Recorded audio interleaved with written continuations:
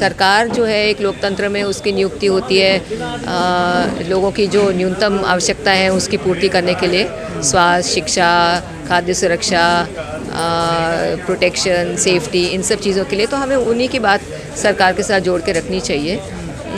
कुपोषण का जो मसला है वो बहुत जटिल है और इसमें देश में सुधार भी हुए हैं और बहुत सी कार्रवाइयाँ भी हुई हैं। लेकिन अगर हम समझें कि हमें 75 साल से ज़्यादा हो गया अपनी इंडिपेंडेंस को पाए हुए, तो अभी भी जो सिचुएशन है वो बिल्कुल भी अच्छी नहीं है। अगर हम गैर बराबरी की तरफ अपनी नज़र डालें कि भाई एक बच्चे का केवल कुछ चावल वाल खाने से पेट भरना क्या पर्याप्त है इस देश में, क्या उसको भी सब कुछ जो मतलब एक अमीर बच्चे को मिलता है वो नहीं मिलना चाहिए। एक तो ये मुद्दा है। दूसरा मुद्दा जो और भी जटिल है कि अब देश में हम देख रहे हैं कि एक तरफ कुपोषण है, दूसरी तरफ मोटापा है। तो अमीर बच्चे जो हैं, मध्यवर्गीय बच्चे हैं, वो मोटापे की तरफ जा रहे हैं। वो क्यों? क्योंकि कंपनियां उनको बकवास चीज़ें मतलब कुरकुरे, लेज़, मैं तो क्लिनिक चलाती हूँ, डॉक्टरी करती हूँ, तो रोज़ देख रही हूँ कि अभी जिनके पास थोड़ा सा भी पैसा आ जाता है बेचारे वो समझते हैं कि ये अच्छी चीज़ है और उसमें अपने पैसे को झोंक दे रहे हैं, जिससे कि बच्चों का स्वास्थ्य और ख़राब हो जा रहा है। तो ये कोका कोला, लेज़, कुरकुरे, बिस्किट और इसमें बड़ी बड़ी कंपनियां जो हैं वो काफ़ी मुनाफा कमा रही हैं। तो इसके पीछे एक जो ये जिसको हम बिग फूड बोलते हैं कि जो बड़ी कंपनियां हैं वो कुपोषण में भी अपना मतलब अपना फ़ायदा देख रही हैं और वो इस जो खाने की जो पूरी प्रवृत्ति है उसको बदलने में भी अपना मुनाफा देख रही हैं और सरकार उस पर भी कंट्रोल नहीं कर रही। तो हम एक तरफ हमारी मांग है कि भाई जो मार्केट में जो चीज़ें मिल रही हैं जो स्वास्थ्य के खिलाफ जाती है और जो कुपोषण मतलब कुपोषण दो तरीके के होते हैं, कमज़ोरी और कम वज़न होना ये भी कुपोषण है और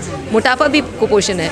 लेकिन उस पर हम कह रहे हैं कि कंपनियों पे जोर डालिए, उस पर लेबल लगाइए कि भाई ये खतरनाक चीज़ें नहीं मिलनी चाहिए, वो भी सरकार नहीं कर रही है। और जो इस तरफ होना चाहिए कि कंपनी का खाना ना बांटते हुए हम जो हमारा फ्रेश खाना है गाँव में जिसका प्रोडक्शन हो रहा है, जो खेत से निकल रहा है, उसी का इस्तेमाल हम आंगनवाड़ी में करें, उसी का इस्तेमाल मध्याह्न भोजन में करें। हमारे जिसको मोटा अनाज कहते हैं, जिसको हम स्वस्थ अनाज मानते हैं, मिलेट्स की जो बात है उसको बढ़ावा दें, हम साग सब्जी को बढ़ावा दें। ये सब काम भी नहीं हो रहा है। ये सरकार की जिम्मेवारियां हैं और उनको कहा जाता है कि सरकार के पास इतना अनाज है उसके गोदामों में, फिर तो लोगों तक क्यों नहीं पहुँच पाता? ये तो नीतियों का एक मतलब निष्कर्ष है ना। तो हम जिस तरीके की नीति बनाते हैं उसी नीति के आधार पे लोग काम करते हैं। अब जहाँ पे अनाज भरा हुआ है किसी गोदान में, वो जो उस गोदान को चला रहा है उसको तो ये स्वतंत्रता नहीं है कि उसको खोल के उसका वितरण कर दे ना। तो वो तो हमें देखना पड़ेगा कि हमारी जो नीतियाँ हैं कि ये जो अनाज है उसका वो MSP पे हम ले रहे हैं कि नहीं ले रहे हैं। जैसे दीपा ने बताया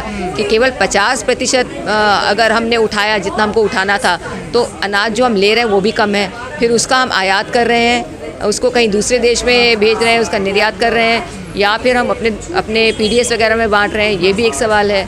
फिर PDS में किसको देंगे किस ज़रिए से देंगे? अगर हम राशन कार्ड ही नहीं बना रहे, जब नया राशन कार्ड ही नहीं बना रहे तो फिर उसका वितरण नहीं हो पा रहा है। तो यही कारण है कि वो अनाज जो है वो उसका जिस तरीके से वितरण समाज में होना चाहिए, जनता के बीच होना चाहिए, वो नहीं हो पा रहा है। मिड डे मील योजना चल रही है, इसको कैसे देख रहे हैं? मिड डे मील एक अच्छी योजना है। देखिए हमारे देश में कुछ योजनाएं हैं वो विश्व भर में पहचानी जाती हैं। आंगनवाड़ी की जो योजना है, मिड डे मील की जो योजना है, ये बड़े बड़े कार्यक्रम हैं जो अन्य देशों में नहीं चलते, हमारे देश ने चलाए। इनको हम अच्छा मानते हैं और ये चल भी काफ़ी ठीक से रही हैं। लेकिन ये भी अब आंकड़े दिखा ही रहे हैं कि ये भी पर्याप्त नहीं है, इसमें भी और कुछ करने की ज़रूरत है। तो जैसे कि हम लोग कहते रहे कि केवल पेट भरना अब ये काफ़ी नहीं। कई बार आवाज़ उठती है कि मिड डे मील योजना इसे बंद कर देना चाहिए। हाँ, तो यही तो हो रहा है कि जो लोग समझते हैं कि सामाजिक चीज़ों पे पैसा नहीं खर्च करना चाहिए, वो हमेशा पीछे पड़े रहते हैं कि इन सबको बंद करो, आप राशन को बंद करो, आप मध्याह्न भोजन को बंद करो, आप आंगनवाड़ी में खाने के वितरण बंद करो। क्योंकि वो कहते हैं कि ये मतलब एक बंटवारा, मतलब क्या शब्दों का इस्तेमाल किया गया कि इसमें ये आप रेवड़ी बांटने का काम बंद करो, इससे आप केवल वोट बैंक समझ रहे हो। लेकिन हम इसको रेवड़ी बांटना नहीं मानते, क्योंकि जैसे मैंने कहा कि सरकार जो टैक्स लेती है जनता से, जो पैसा जो कमाती, सरकार खुद तो कोई पैसा उगा नहीं रही है, जनता का ही पैसा सरकार के पास जाता है। उसका मुख्य काम क्या है? उसका मुख्य काम यही है कि स्वास्थ्य की सेवाएं, शिक्षा की सेवाएं, खाद्य सुरक्षा की सेवाएं करना। उसका और कोई काम ही नहीं है। उसका काम ये थोड़ी ना है कि उसको उठा उठा के बड़ी बड़ी कंपनियों को दे वो पैसा। कहा जा रहा विधायक खरीदने में पैसा काम आ रहा ना आजकल। हाँ, वो सब करप्शन के मामले हैं। और वो हमारा जो जिस तरीके से हमारा लोकतंत्र काम करता है, जिस तरीके से इलेक्शन होते हैं, इसमें पैसों के जो खेल है, मतलब मैं एक जन स्वास्थ्य विशेषज्ञ हूँ, इसमें मैं ज़्यादा टिप्पणी नहीं करना चाहूँगी। लेकिन ये जो असमानता इतनी बड़ी आई है, जैसे आपने भी कहा कि अमीर जो बच्चा है उसके लिए अच्छा खाना मिल रहा है और जो गरीब है, जैसे कहा जाता है 20 करोड़ लोग भूखे सो रहे हैं, तो असमानता की जो खाई है ये कभी पट पाएगी, क्या लगता है? बिल्कुल, अगर हम कोशिश करें और अगर हमारी नियति हो, अगर हमारी मंशा हो, तो ये बिल्कुल ये ठीक हो सकती है। दूसरे देशों ने हमें करके दिखाया है। चीन जैसे देश हैं जहाँ पे गैर बराबरी बहुत ज़्यादा थी, इनिक्विटी का जो इंडेक्स होता है, उसका जो मापदंड होता है, उसमें बहुत ज़्यादा था और उन्होंने देखा कि ये ज़्यादा है, हमको इसका कुछ करना पड़ेगा, उन्होंने उसका किया और वो घटती जा रही है। लेकिन हमारे देश में अगर हम मुद्दे को नकार दें, अगर हम कहें कि ये तो मुद्दा है ही नहीं, ये तो है ही नहीं, ये तो झूठ है, तो फिर हम उसका सोल्यूशन कहाँ से लाएंगे ना? सबसे पहले किसी चीज़ का निवारण करने के लिए पहले उसको पहचानना तो पड़ेगा कि हाँ ये दिक्कत है, इस पर हमें काम करने की ज़रूरत है। यहाँ पे तो हम जो देख रहे हैं कि हर चीज़ को नकारा जा रहा है कि नहीं ये है ही नहीं। मतलब कोविड में कोई अधिक मात्रा में लोग मरे ही नहीं, ऑक्सीजन की कमी किसी को हुई ही नहीं ना, यही तो कोई भी आंकड़ा दिखाता है, कोई स्पेशली अगर कोई आंकड़े तो नकारे जा रहे हैं ना, आंकड़े सारे नकारे जा रहे हैं, तो बेहतर होता कि हम पहचाने कि हाँ जटिल समस्याएं हैं और हमको मिलके इन समस्याओं का सामना करना चाहिए और सबको साथ मिलके इसको देखना चाहिए। बल्कि इस समस्या का कारण जनसंख्या भी है।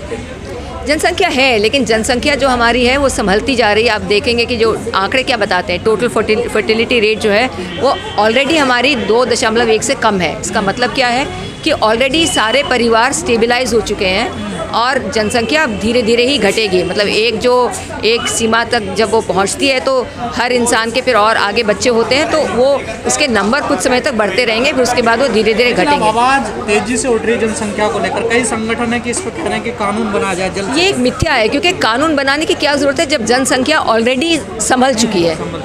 हमारा काम ये देखना कि भाई क्या ये एक तथ्य है कि हम अपनी जनसंख्या को देख नहीं सकते, मतलब इनको शिक्षा, स्वास्थ्य, खाद्य सुरक्षा वगैरह नहीं प्रदान कर सकते। हमको ये देखना कि हमारा पैसा कहाँ जा रहा है। अगर हमारे पास पैसा नहीं होता तो हमारे ही लोग की पर कैपिटा इनकम कैसे बढ़ी होती है? वो पर कैपिटा इनकम सबसे ऊंचे स्तर के 10% में बढ़ी है और नीचे के स्तर गरीब हुए हैं या उसी तरीके से रहे हैं। तो ये तो गैर बराबरी का मसला है ना, ये तो ये नहीं है कि हमारे पास पैसा था ही नहीं। लेकिन आजकल कहा जाता है अगर कोई सरकार से सवाल करे तो उसे डर लगता है, तो आप लोगों को डर नहीं लगता? देखिए, हम लोग जनता के बीच काम करते हैं तो हमारी जो हिम्मत है वो इस बात से आती है कि हमारे अंदर कोई दूसरा कोई इंटरेस्ट नहीं है कि हम सरकार को बुरा भला बताएं। हमने हमेशा ही जो सच्चाई है उसको पेश करने की कोशिश की। वो इसी सरकार की बात नहीं है, जब पिछली सरकारें रही हैं, आप पूछिए उनसे, जब कांग्रेस की सरकार थी तब भी हम खड़े होते थे। लोग जेलों के अंदर भी हैं, अब हैं, मतलब उसका सही गलत करना कोर्ट्स का मामला है, मेरा नहीं। मेरा तो विश्वास है कि भाई देश है, लोकतंत्र है, सरकार चाहे कोई भी हो वो मेरी है, क्योंकि मैं इस देश की नागरिक हूँ। अगर मैं सही कह रही हूँ तो वो सही माना जाएगा, चाहे उसमें बहुत समय लग जाए। लेकिन खतरा है, ये हम देख रहे हैं, हमारे भी बहुत से साथी उनको फंसाया जा रहा है और उनको पकड़ा भी जा रहा है और उसमें कोई विशेष तथ्यात्मक कोई स्थिति नहीं है। लेकिन सच्चाई कभी ना कभी तो आगे आएगी और हमारा काम है जनता की आवाज़ को आगे बढ़ाने का काम। अगर हम गलत बोल रहे हैं तो हमें गलत बताइए और दिखाइए, इसको प्रमाणित करिए, और अगर हम सच बोल रहे हैं तो हमें तरह तरह के नाम से ना पुकारा जाए।